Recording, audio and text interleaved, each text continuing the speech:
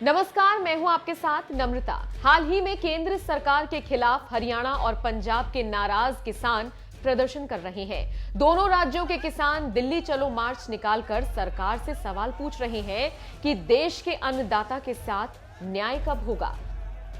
किसानों के इस प्रदर्शन को रोकने के लिए सरकारी मशीनरी पूरी तरह से तैयार दिख रही है। सर्दी में किसानों को वाटर कैनन से नहलाया जा रहा है, पीटा जा रहा है, लेकिन किसानों की क्या परेशानी है, उनकी क्या मांग है, इसे समझने की कोई भी कोशिश नहीं कर रहा है। सरकार का कहना है कि ये कानून किसानों के हक में है, उनके हित में है। तो किसानों का कहना है कि ये कानून किसानों को बेकार कर देगा, उनकी फसल को पैसे वाले लोग मनमानी कीमत पर खरीदेंगे। तो ऐसे में आपके लिए ये समझना बेहद जरूरी है कि आखिर किसान आंदोलन कर क्यों रहे हैं।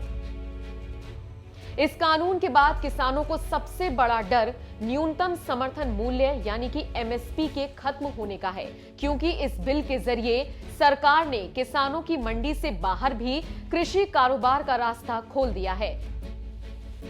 इसको लेकर किसान परेशान है कि अगर मंडी खत्म हो जाएगी तो एमएसपी भी खत्म हो जाएगी, क्योंकि मंडी के अंदर किसान की फसल को खरीदने वाला ट्रेडर एमएसपी पर फसल खरीदता है। लेकिन अब इस नए कानून में बाहर कारोबार करने वालों के लिए एमएसपी को बेंचमार्क नहीं बनाया गया है, इसलिए मंडी से बाहर एमएसपी मिलने की कोई गारंटी नहीं है और यही इन परेशान किसानों का सबसे बड़ा डर है। वैसे तो इस बिल में मंडी को खत्म करने की बात कहीं पर लिखी नहीं है, लेकिन मंडी समिति के लोगों और किसानों का मानना है कि जिस तरह से सरकार प्राइवेट लोगों को बढ़ावा दे रही है, वो मंडियों को तबाह कर देगा।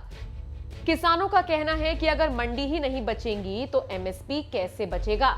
इसके साथ ही इस बिल से जिस तरह सरकार प्राइवेट सेक्टर को बढ़ावा दे रही है, उससे देश में वन कंट्री टू मार्केट वाली नौबत पैदा होती हुई दिख रही है, क्योंकि मंडियों के अंदर ट्रेडर्स तो सरकार को टैक्स का भुगतान करेंगे, लेकिन मंडियों के बाहर प्राइवेट ट्रेडर्स सरकार को कोई टैक्स नहीं देंगे। मतलब इस नए कानून के मुताबिक अभी मंडी से बाहर जिस एग्रीकल्चर ट्रेड की सरकार ने व्यवस्था की है, उसमें कारोबारी को कोई टैक्स नहीं देना होगा, जबकि मंडी के अंदर औसतन 6 से 7% तक का मंडी टैक्स लगता है। ये भी सरकार प्राइवेट लोगों को फायदा पहुंचाने वाला काम ही कर रही है। सरकार के इस काम से जो मंडी के अंदर के ट्रेडर्स हैं, वो टैक्स बचाने के लिए मंडी के बाहर फसल को खरीदना शुरू कर देंगे। इससे मंडी बहुत जल्द खत्म हो जाएगी और किसान को उसकी फसल की पूरी कीमत नहीं मिल पाएगी। वैसे किसानों के साथ साथ सरकार के इस फैसले से राज्य सरकारों को भी नुकसान होता दिख रहा है, क्योंकि मंडी समिति से जो टैक्स राज्य सरकारों को मिलता है, उसका उपयोग राज्य सरकारें राज्य के विकास कार्यों के लिए करती हैं। लेकिन अगर सरकार को टैक्स ही नहीं मिलेगा तो राज्य सरकारों को भी परेशानी का सामना करना पड़ेगा।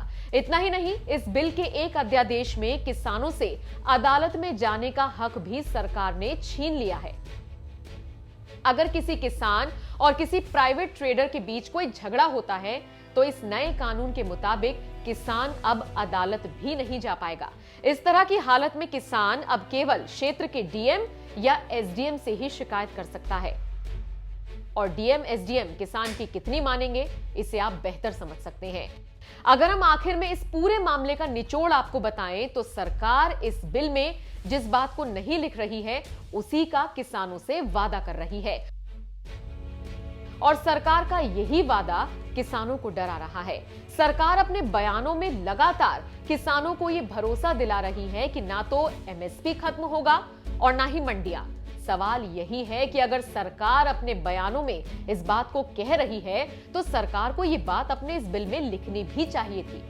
किसानों को पता है कि अगर आज वो सड़कों पर नहीं आए तो हमेशा के लिए सड़क पर आ जाएंगे। अगर आज किसान अपने हक के लिए नहीं लड़े तो वो बर्बाद हो जाएंगे। बस यही किसानों का डर है और यही इन सर्द रातों में किसानों की सड़कों पर आने की वजह है। वैसे दोस्तों, आप किसानों के लिए बनाए गए इस कानून को लेकर क्या कहना चाहते हैं? क्या सरकार को इस कानून में एमएसपी को ऐड करना चाहिए था? अगर सरकार ने एमएसपी को इस कानून में ऐड नहीं किया तो क्या सरकार की मंशा पर सवाल खड़ा करना सही है या नहीं? क्योंकि ये सच है कि किसान जिंदा रहेगा तो देश भी जिंदा रहेगा।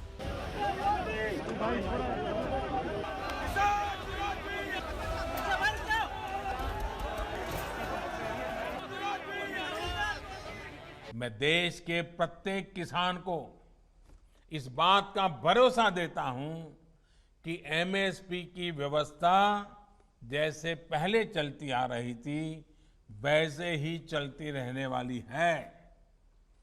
इसी तरह हर सीजन में सरकारी खरीद के लिए जिस तरह अभियान चलाया जाता है वो भी पहले की तरह चलते रहेंगे। साथियों, किसानों को एमएसपी देने और सरकारी खरीद के लिए जितना काम हमारी सरकार ने किया है वो पहले कभी नहीं किया गया।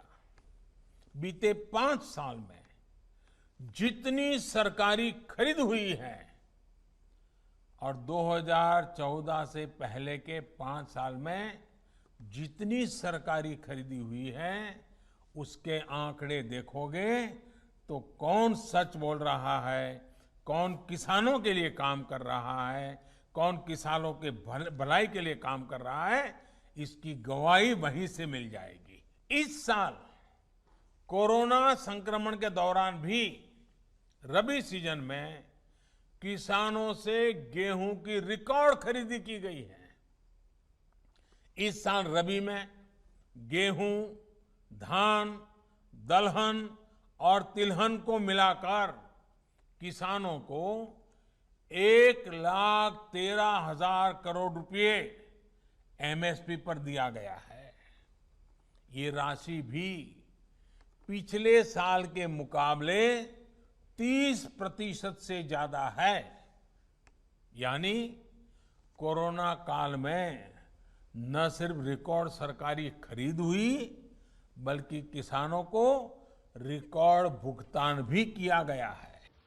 मैं 2 टूक शब्दों में तहे दिल मैं देश के किसान भाइयों को संदेश देना चाहता हूं, किसी भी सूरत में एमएसपी खत्म नहीं होगी। इतना ही नहीं, एपीएमसी जो है उसकी व्यवस्था भी किसी भी सूरत में खत्म नहीं होगी। यह मैं पूरी तरह से देश के किसानों को आश्वस्त करना चाहता हूं, अपने किसान भाइयों को। मैं भी किसान